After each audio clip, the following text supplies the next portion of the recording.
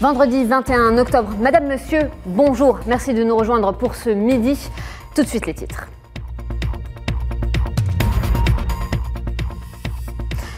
Palestine, la journée de la colère ne fait que commencer. 1 mort et 3 blessés dans une énième incursion sioniste dans les camps de Jénine.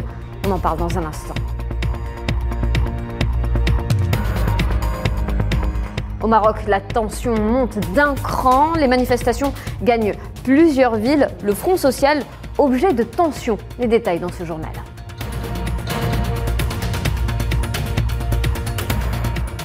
Et l'Algérie qui condamne fermement l'emploi de la force létale contre des manifestants au Tchad et appelle les parties tchadiennes à faire preuve de retenue.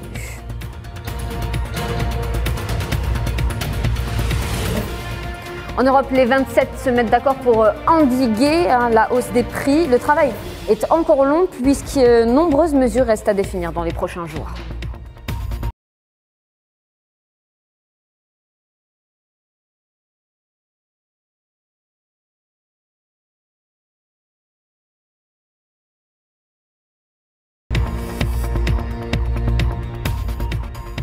En Palestine, la journée de la colère ne fait que commencer. 1 mort et 3 blessés dans une énième incursion sioniste en Palestine. Cela s'est déroulé dans la ville de Jénine, au nord de la Cisjordanie occupée. Les forces d'occupation sionistes ont tué hier soir un jeune Palestinien. Il s'appelait Salah Briki, il avait 19 ans. Salah Briki a été touché par balles réelles dans le cou. Les forces d'occupation sionistes ont également arrêté le jeune Barakifa Al-Aouna après avoir pris d'assaut sa maison à Jénine.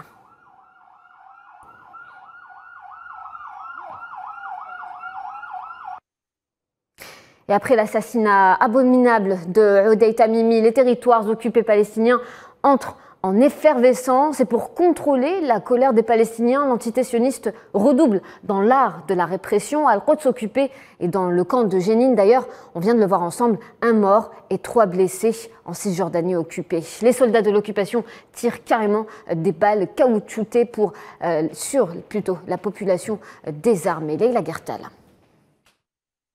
Rien ne va plus dans les territoires occupés palestiniens depuis la journée d'hier, décrétée journée de grève générale en réaction à l'assassinat sauvage de Uday Tamimi, tombé en martyr sous les balles de ses ravisseurs sionistes. Rien ne va plus dans les camps de Jénine et Al-Quds Est occupés où la colère des Palestiniens a atteint son paroxysme face à une répression des plus violentes et des plus meurtrières.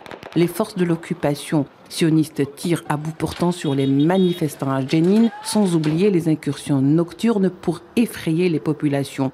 Selon le ministère de la Santé de l'autorité palestinienne, Salah Briki, âgé de 19 ans, a été mortellement blessé au cou, tandis que d'autres personnes ont été blessées à balles réelles.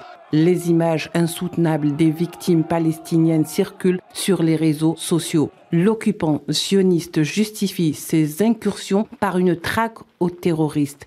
Des Palestiniens, des jeunes Palestiniens qui essaient de briser les chaînes de la colonisation sioniste sont transformés en terroristes par les médias de l'occupation. La répression ne semble en rien dissuader les Palestiniens décidés à aller jusqu'au bout de la résistance en dépit des fermetures des points de passage et des tentatives d'étouffement répétées. Et le professeur Zied Meddour nous rejoint. Il est professeur à l'université de Gaza. Il est en direct avec nous via Skype. Bonsoir professeur. Bonsoir. On vient de le voir, toujours plus de répression meurtrière de la part des forces sionistes et des martyrs qui tombent dans les camps de Jénine notamment. Écoutez, la situation est terrible dans le territoire palestinien, notamment à Jérusalem et en Cisjordanie occupée. Aujourd'hui, il y a journée de colère à Jérusalem. Donc, des manifestations partout à Jérusalem après la prière, des représailles, des incursions, des attaques sanglantes de la part de l'armée sioniste contre Israël. Il y a eu 1 mort et 3 blessés ce matin. Donc, situation catastrophique devant le silence complice de la communauté internationale officielle qui ne bouge pas pour condamner, pour dénoncer ces crimes répétés contre les civils palestiniens. Et donc, les Palestiniens ils essayent un peu de résister à leur façon pour lutter contre les incursions, contre l'occupation, même s'ils n'ont pas beaucoup de moyens, mais ils essayent de résister. Donc hier, jeudi, il y a une journée de colère partout dans le territoire palestinien avec une grève générale, donc respectée par toute la population civile, notamment en Cisjordanie occupée à Jérusalem. À Gaza, il y a eu des manifestations de rassemblement pour soutenir les Palestiniens à Gaza, en Cisjordanie et à Jérusalem. Mais devant le silence complice de la communauté internationale, l'occupation sioniste poursuit donc ses attaques sanglantes contre les civils palestiniens et les résultats. Depuis donc le début de l'année, il y a presque 220 morts, parmi eux 50 dans la bande de Gaza et 175 en Cisjordanie occupés, donc parmi eux 40 enfants, donc des jeunes, des personnes âgées, des femmes. Donc ça montre un peu que les cibles préférées de l'occupation sioniste, ce sont les civils, les femmes, les personnes âgées, surtout les jeunes palestiniens. L'objectif israélien, c'est de briser la volonté de cette population civile, résistance partout, soit à Jérusalem, soit dans le territoire de 48, soit en Cisjordanie occupée, soit dans la bande de Gaza.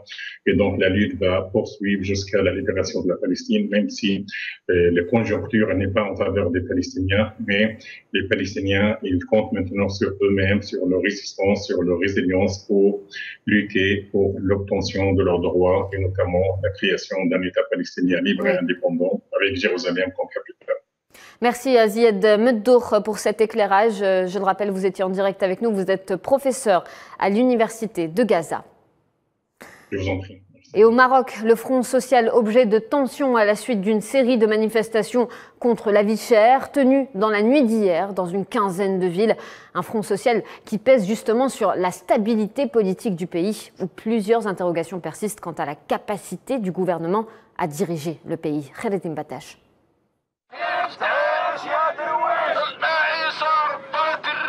Liberté, dignité, égalité sociale. Ce sont là les mots qui ont rythmé les rues marocaines dans la nuit d'hier. Le peuple a pris d'assaut les rues et a battu le pavé cette semaine dans une quinzaine de villes à travers le pays. Dans la tourmente et à court de solutions, le régime du Merzen agonise sous le poids de la crise. Car excédés par la hausse continue des prix, notamment ceux du carburant, les Marocains crient halte à une paupérisation qui touche désormais plus de 3 millions de citoyens, soit environ 20% de la population totale. L'initiative a été l'œuvre de plusieurs associations portant des revendications socio-économiques que le gouvernement Akhnouch semble incapable de satisfaire. Pris dans les taux de l'inflation, les Marocains voient leur pouvoir d'achat réduire comme peau de chagrin et craignent de basculer dans une pauvreté systémique. À Rabat, capitale du pays, le Front social a invité les militants à un sit-in devant le Parlement pour dénoncer ce qu'il qualifie d'enrichissement illégal des sociétés pétrolières, au moment où les prix du carburant s'envolent avec des répercussions graves et imminentes sur les secteurs névralgiques comme le transport, le commerce ou encore l'industrie. Et puis l'Algérie condamne fermement l'emploi de la force létale contre des manifestants en République du Tchad. Cette force létale qui a causé la perte de nombreuses vies humaines et infligé des blessures graves à de nombreux autres manifestants à travers plusieurs villes du pays. Et à travers un communiqué du ministère algérien des Affaires étrangères, l'Algérie appelle les parties tchadiennes à faire preuve de retenue, à préserver les vies humaines et les biens et à faire valoir le dialogue pour promouvoir une issue politique à la crise actuelle. Elle encourage les dirigeants tchadiens à favoriser une transition consensuelle vers le rétablissement effectif et durable de l'ordre constitutionnel.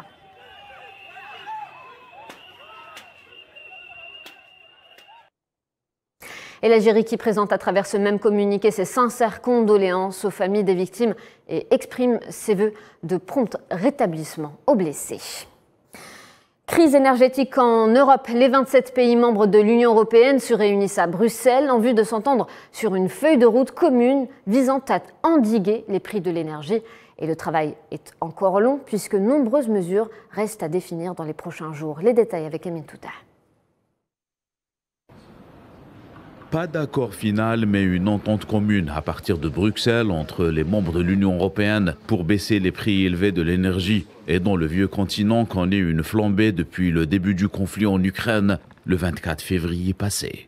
Il y a la forte détermination, partagée à l'unanimité, les conclusions écrites en attestent, d'agir ensemble, en Européens, pour atteindre 3 buts. Baisser les prix, faire baisser les prix, garantir la sécurité d'approvisionnement et continuer à travailler pour réduire la demande. Pour le président français Emmanuel Macron, des mécanismes communs sur les prix du gaz pourraient être mis en œuvre d'ici la fin du mois. C'est vraiment fin octobre, début novembre que nous aurons ces mécanismes qui pourront être explicités et donc mis en œuvre. Et en particulier pour le signal et les mécanismes de corridor de prix sur le gaz et les mécanismes de solidarité financière, je crois qu'on peut vraiment aller très vite maintenant sur la mise en œuvre.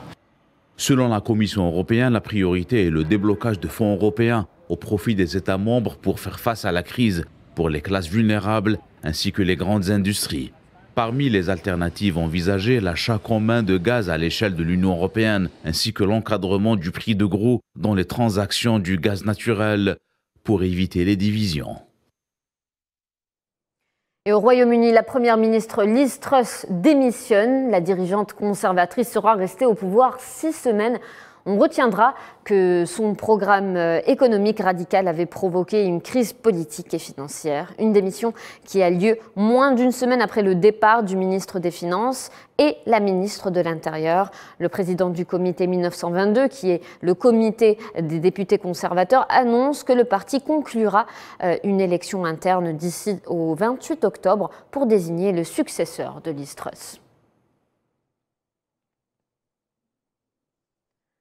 Réaction du président américain Joe Biden après la démission de Liz Truss à la tête du gouvernement britannique. Il déclare que la première ministre a été une bonne partenaire sur la Russie et l'Ukraine. On écoute. La première ministre britannique Liz Truss a été une bonne partenaire sur la Russie et sur l'Ukraine. Et les Britanniques vont résoudre leurs problèmes. Elle a été une bonne partenaire. Et on reste aux États-Unis justement, le pays en pleine campagne de midterm elections, élections de mi-mandat, où le président américain a fustigé le parti républicain en l'accusant de vouloir, en cas de victoire aux élections législatives de novembre, potentiellement diminuer le soutien américain à Kiev. Des déclarations qui font suite à celles du chef des Républicains à la Chambre basse du Congrès.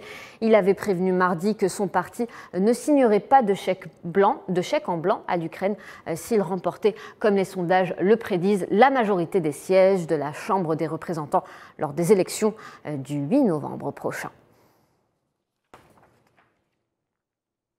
En Italie, le leader du Parti démocrate Enrico Letta confirme au président italien que son parti sera l'opposition au Parlement. Il ajoute, je cite, « Nous serons une opposition rigoureuse et ferme, une opposition rigoureuse et ferme à une majorité sortie victorieuse de ces élections et majoritaire au Parlement. » Ces déclarations font suite aux consultations avec le président Sergio Mattarella que ce dernier vient d'entamer en vue de la formation du nouveau gouvernement qui devrait avoir à sa tête Giorgia Meloni, chef de Fratelli d'Italia.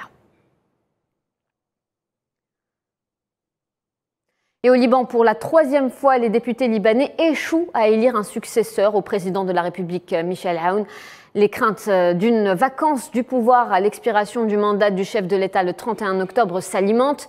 Il est à noter que le député Michel Moawad, fils du président René Moawad, assassiné en 1989, a obtenu 42 voix, loin des 65 votes nécessaires pour être élu.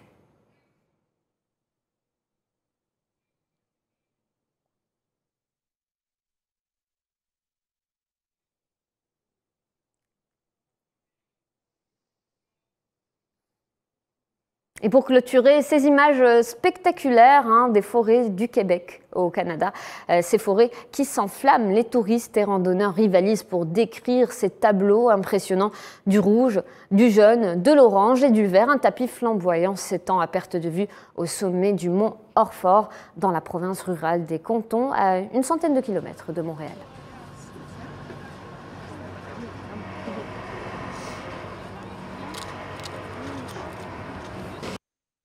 Superbe, n'est-ce pas? Voilà, c'est la fin de ce journal. Merci de votre attention. Je vous retrouve tout à l'heure à 18h pour le Flash et à 19h pour le journal télévisé. Passez une excellente journée. À tout à l'heure.